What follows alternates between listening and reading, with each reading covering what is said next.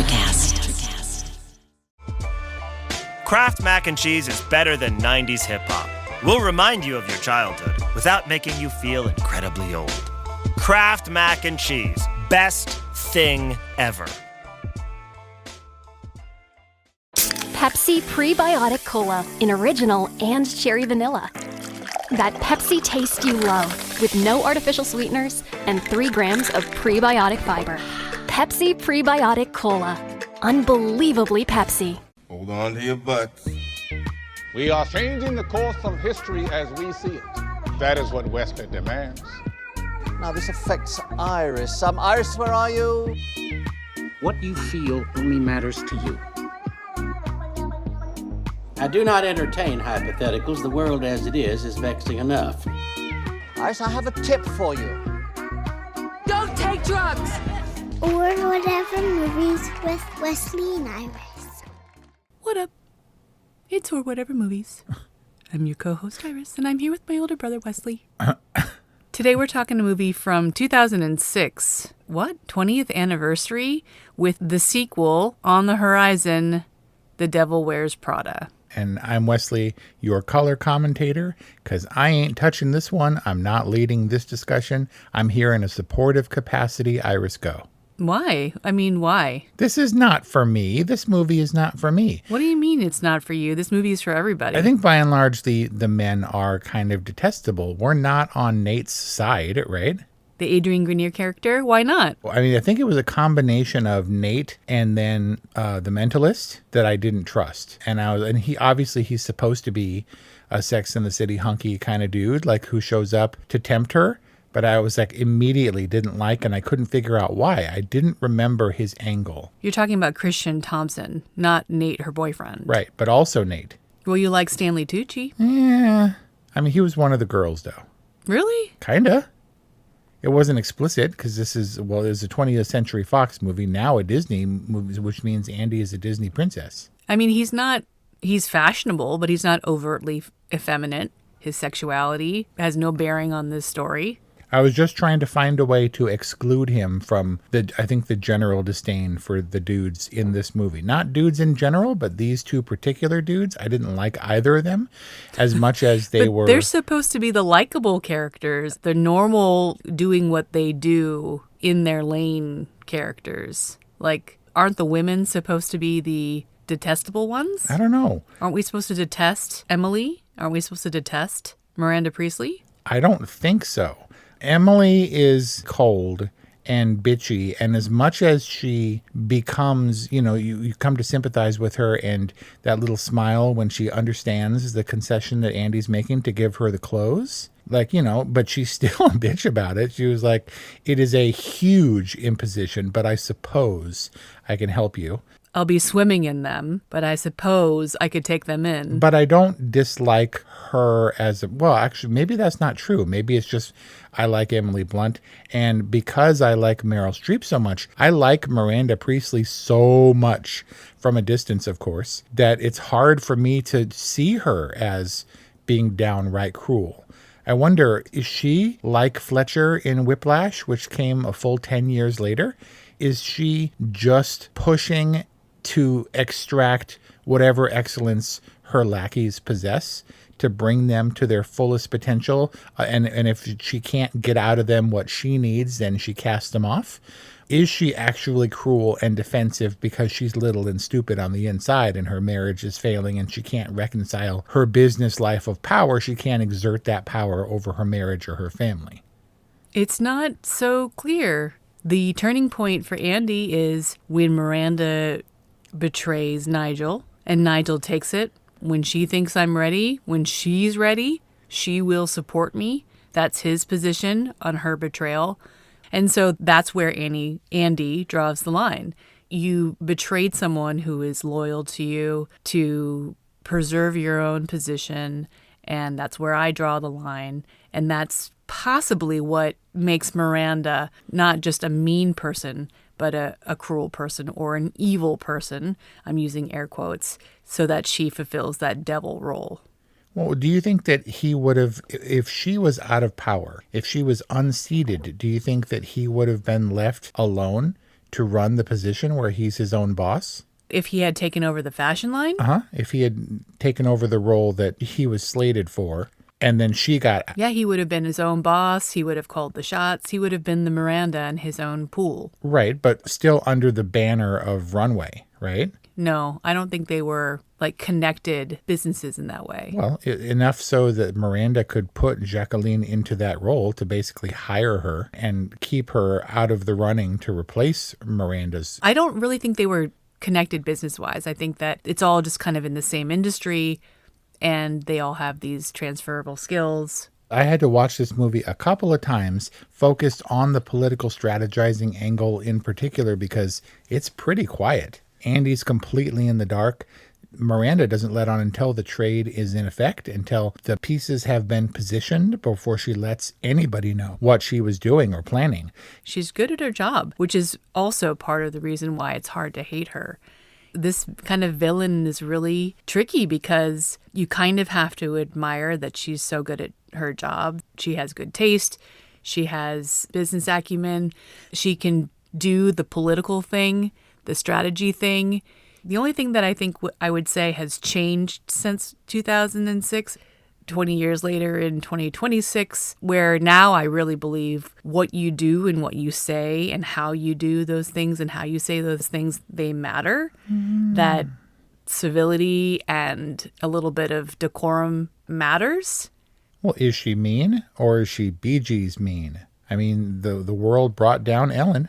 This is the thing, this toxic workplace that was standard. I mean, wouldn't you say that that's not really acceptable anymore? Well, my industry in which I experienced that toxic workplace, of course, it no longer exists. So, I mean, she said that she needed this internship or whatever, and all her friends were in like, he's making port wine reductions or whatever. Does an internship at Runway, a job that 1 million girls would kill for, does that pay any portion of any rent? Have you ever been paid for an internship? She wasn't an intern. She was an assistant. She was a second assistant.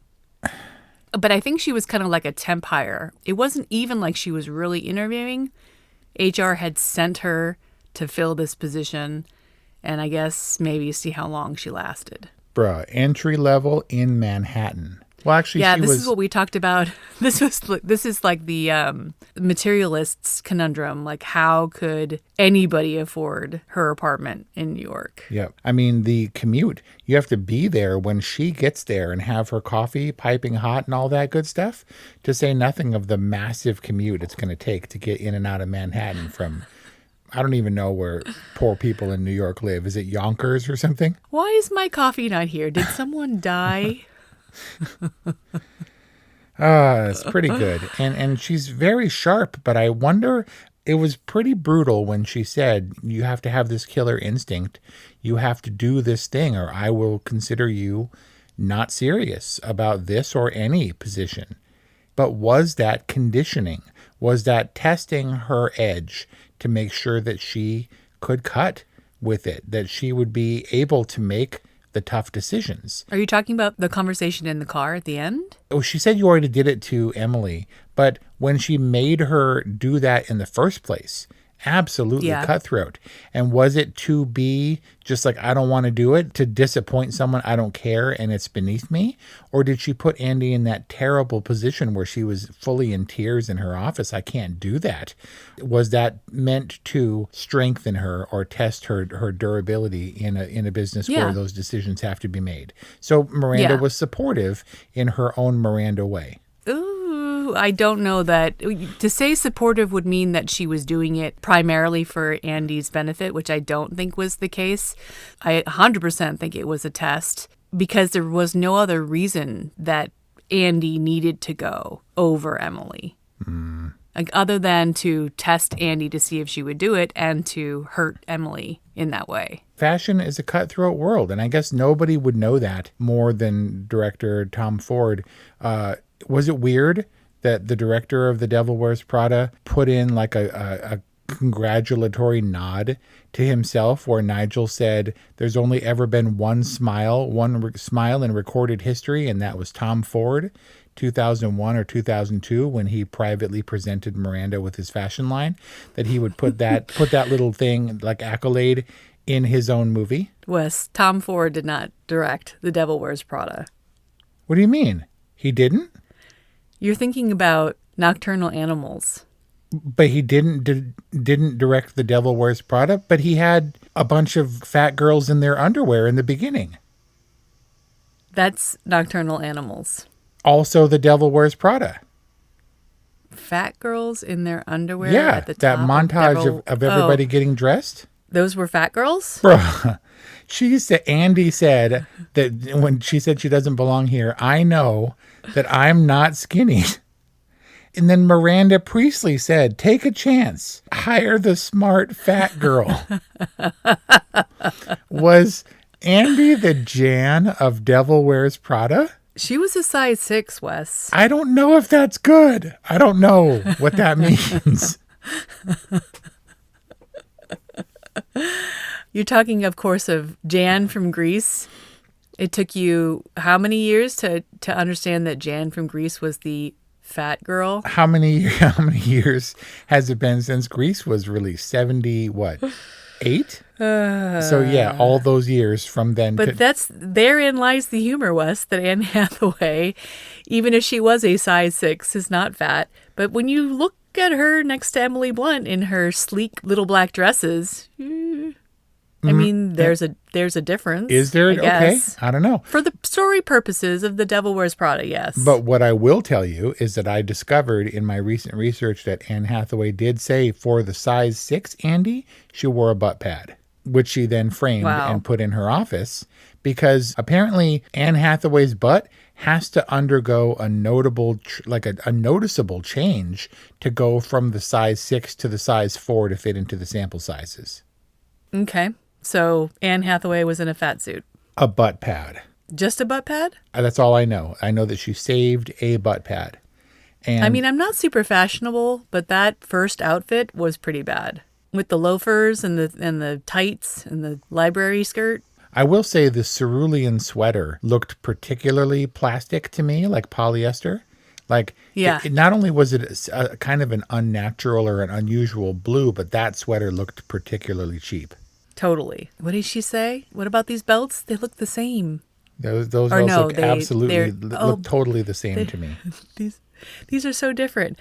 That little scene is so great and important for defining Miranda's character, because I believed that she believed every word of what she was saying.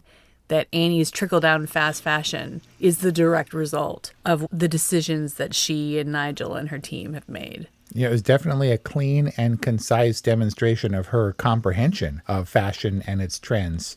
She probably knows the exact season and collection. I don't know, man.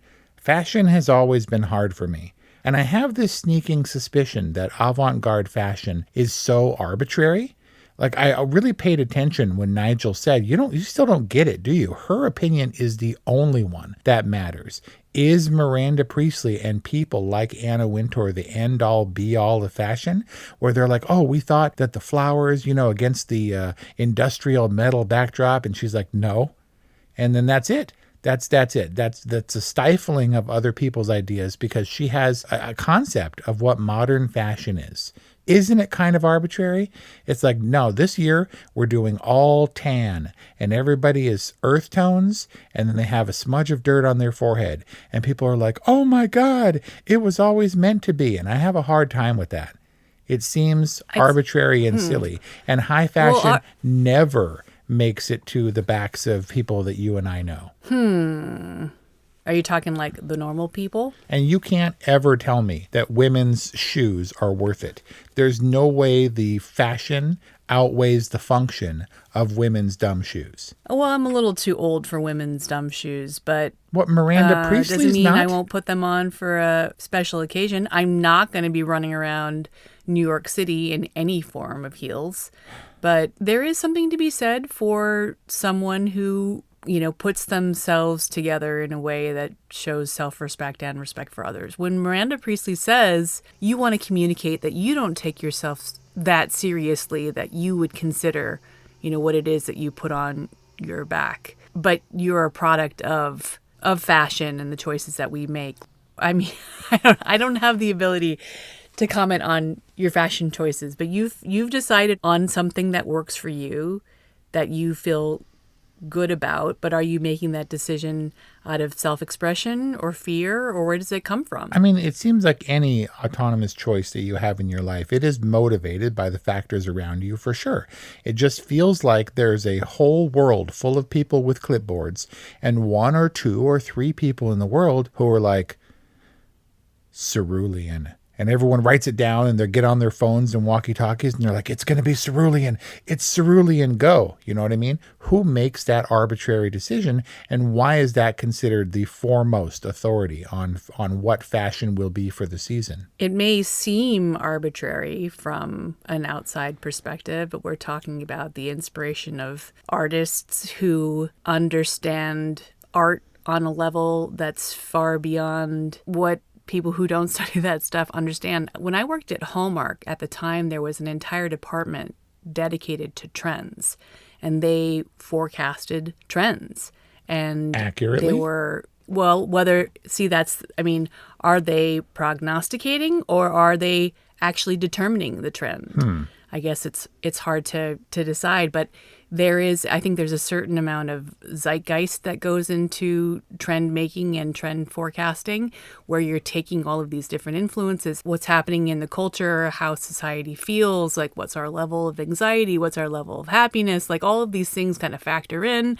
And like, there's a reason that I'm like, oh, I really, really like that. And then it appears in Target because a trend has taken hold.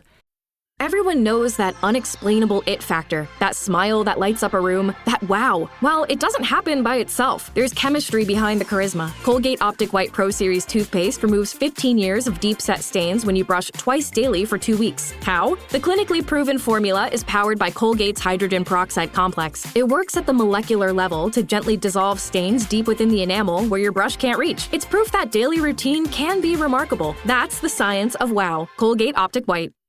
Now at McDonald's, a McDouble is $2.50, so you can get your gym gains on, or just get lunch for only $2.50. Get more value on the under $3 menu. Limited time only. Prices and participation may vary. Prices may be higher for delivery. Ba-da-ba-ba-ba. And, I'm not up on these things, but I bought some new jeans and my friends were like, barrel jeans are in. And I was like, really? But I love my skinny jeans.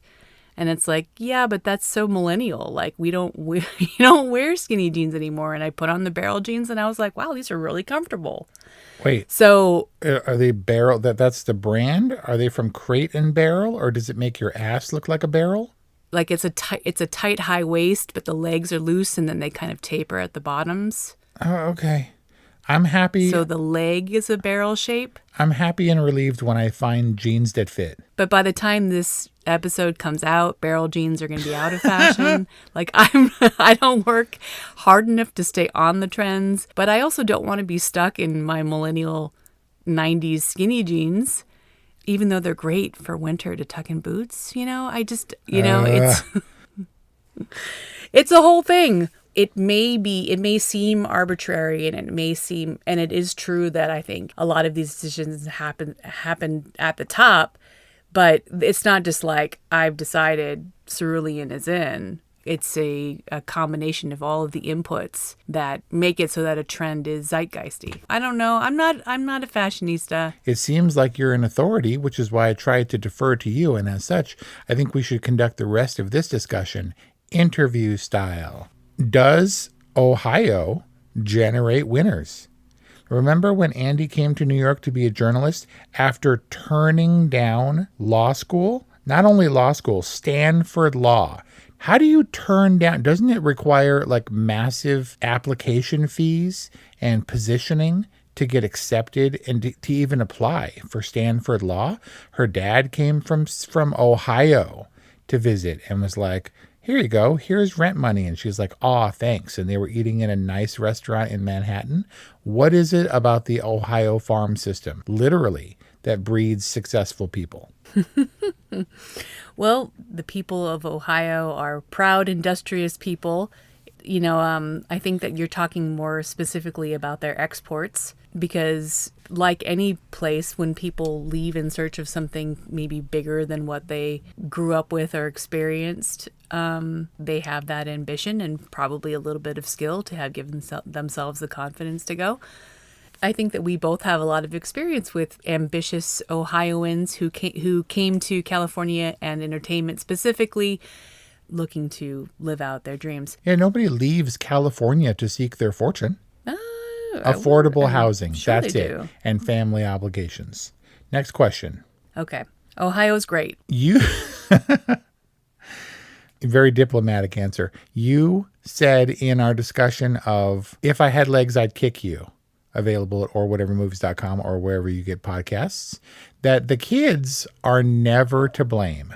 Yes. Are you holding that position for the twins in this movie who were terrible, terrible people? Come upstairs. Emily does it all the time. We want the frickin' Harry Potter book, double copies, bound for it so it doesn't look like a manuscript, on the train to Grandma's house. Dude, those kids were evil. Can the kids be blamed for Andy's infraction? Yeah, Annie didn't have to listen to them. She was desperate, and they preyed upon her vulnerability, dude. Andy did not have to listen to them. She could have just as easily left the galleys or the samples or whatever on the table with the flowers. She could have very quietly called Emily. Yeah, well, Emily was in like her coffin somewhere. I'm not sure if she would have. Okay, was the steak a test? The steak where Miranda's like, I don't want that. I'm going to lunch, bitch. And like she said, I would like my steak here in 15 minutes.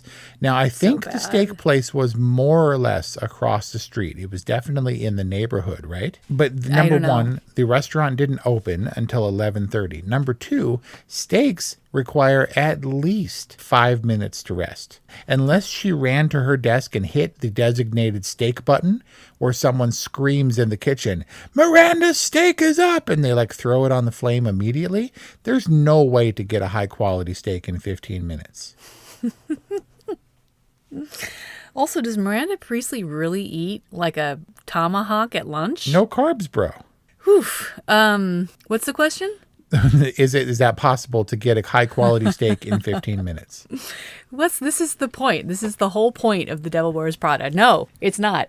They're impossible tasks that are meant to continually test Andy. When you are trying to bone Andy and you're like, I'm staying in this great little boutique hotel or whatever in Paris, it's right across from the falafel place that will change your life. Can falafels change your life? Maybe one of the worst international foods available? No, what? You have not had a good falafel. Apparently not. Are they not fried chickpea meal? Is everyone's like, oh, we got to go to Manhattan because I hear those hush puppies are off the chain? That's all it is. Is the falafel is it for the sauce? Are they better quality chickpeas? There is something to be said for a fresh falafel. That being said, for me, falafels are just means to torshi. The pickled turnips. Oh my God. So good. I don't think you've had a good falafel, Wes. You need a good falafel. Apparently not. I could be seduced by a falafel. That is easily the poster quote.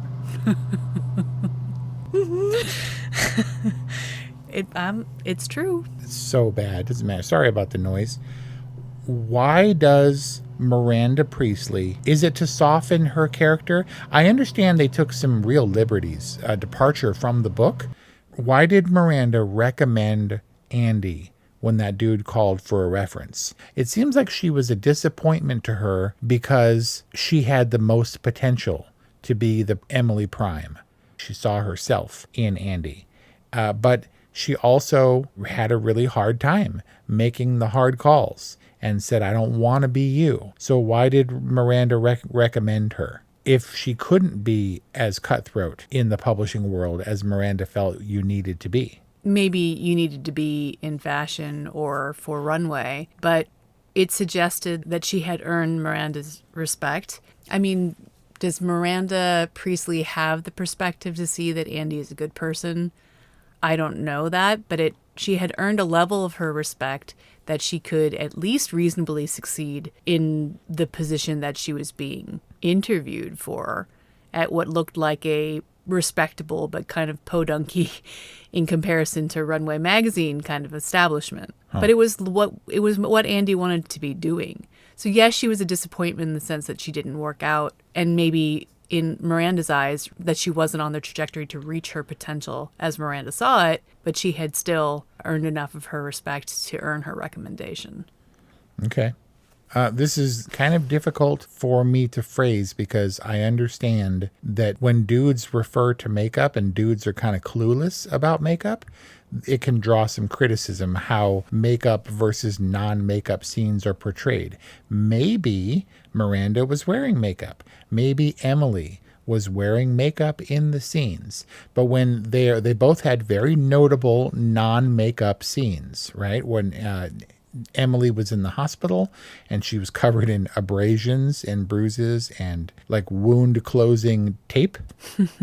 Obviously, she doesn't have her uniform on. She's unguarded or she's stripped of her armor or whatever and doesn't have her face on and the exterior cracks. And similarly for Miranda, when she quietly admits the defeat of her divorce, which was necessary for Andy to go upstairs and witness that discord, the personal moment between her and her husband. The fact that she was not wearing the typical Miranda Priestley makeup exposes her vulnerability, but those were deliberately chosen for movies where we take away that level of authority or perceived power and make them appear vulnerable. Is that fair to say, do you think? That makeup is an armor, that makeup is a face, it's a presentation. Right. So they were vulnerable in those moments, really for Miranda only that moment. Whereas Andy never, she was in ugly fashion, I guess, to begin with. And we needed to see her glow up or whatever the kids are saying. But she was never in the scene where she was crying with no makeup on. But it seemed like those were very deliberately, they look so different for scenes in which they act really differently. That was the one where Miranda admitted defeat and Emily was freaking out and carb loading. Right. In the hospital eating pudding. I don't always wear makeup. And when I do wear makeup, I don't wear a lot of makeup. I don't think I look particularly good, super glowed up. Although there have been a couple instances where I've liked the professional makeup I've had done, but I think a certain level of makeup is just kind of expected from women, which is weird. I'm so aware of instances where I didn't wear makeup to work, and then people make comments or ask questions like, "Oh, are you tired? Are you tired today?" Oh, no. And it's like, "Oh, it's because I'm not wearing mascara today." Bruh. And it's fine. I think in this working from home, working remote, or not working at all era, I'm constantly striving for a balance between feeling great about myself, but not putting like so much effort into my appearance because I'm not out that often and I don't see people that much. There is a certain baseline level of grooming that I think is important for my own well-being and feeling good and feeling confident. Leading to the ultimate question.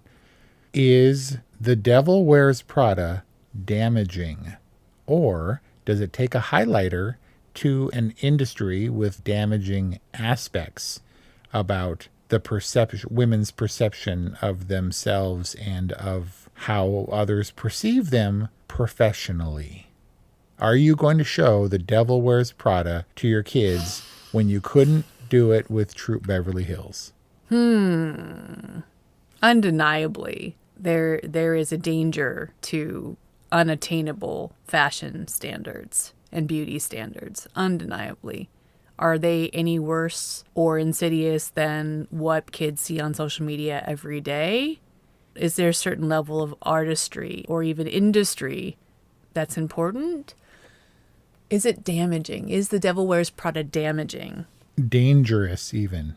I mean, I think it certainly could be for some people who really buy into unrealistic, unattainable beauty standards. Sure. Yeah, definitely. Man. But I think that is what The Devil Wears Prada is trying to turn on its head. Like, the joke is that size 6 is a perfectly normal, healthy, if not like under average size, and yet it's not good enough in this world. Like, isn't that the joke? I don't know. He said, I'm a size 6, and he said, which is the new 14. And I was like, is 14 bad? I don't know. Women's sizes are dumb. Women's fashions are dumb because a size 14 in one place is not the same as a size 14 in another place, and that drives me absolutely crazy. That's true. That is true. Anyway, so now I'm going to give Iris an opportunity to further gush over The Devil Wears Prada to make sure we don't miss anything. Iris, go. There is no Devil Wears Prada without Meryl Streep. Her performance is just incredible and has been such an inspiration for me trying to craft a villain. I can't give her enough props, and I can't wait to see what she brings in The Devil Wears Prada too. Emily Blunt is so fully formed and so convincing as the Emily character that how is she possibly going to evolve this character? For Anne Hathaway, who has, what did we discuss? Did we discuss in an interview style the Anne Hathaway hate? It was in the Idea of You. Is that what it was called? No. It was in the Something of You. There was a season where it was like there were 3 movies with that similar title. Right. I felt like this was a really sympathetic role for Anne Hathaway, kind of a sweet spot. So again, happy to see her return to it. Curious to find out what happened between her and Nate. Stanley Tucci's super lovable. I think it really comes down to the cast and how great they were in this and how excited I am to see them in The Devil Wears Prada too. 818-835-0473 or whatevermovies@gmail.com. Thank you for listening. We hope you enjoyed this episode of The Devil Wears Prada, and that's all. That was pretty good. You do a Miranda Priestley like I do a Werner Herzog or an Ennis Del Mar. Meaning great. I do it great. Hi, I'm Sherilyn Fenn from Twin Peaks. What did you do on your last Saturday night? Did you hear something? Toilet paper. There's nada. The reserves have gone dry. People are hoarding it. I should have done that. They're all out of hand sanitizer at my Target. Mark, when did you last watch the news? We are getting reports of forced quarantines in China, Japan, and now Italy. You're cutting onions in half and putting them around your apartment. Yes, exactly. It kills the COVID. Excuse me? Let's go. Get in. Vamos, rápido. Have you ever driven one of these? Never. I'll drive, ladies. I've got the keys. Excuse me, I'm lost. I'm looking for my wife. I got turned around. Join me, Eric Roberts, Jennifer Elise Cox, and Ed Asner for The Last Saturday Night, an Electrocast podcast. You'll love it. Electrocast. Hey guys, it's Miriam Love here, and I want to share something very special with you. Check out my new release, All In, the Spanish remixes, out now on Electrocast Records. And always remember, be love, share love, all love. Available now wherever you listen to music.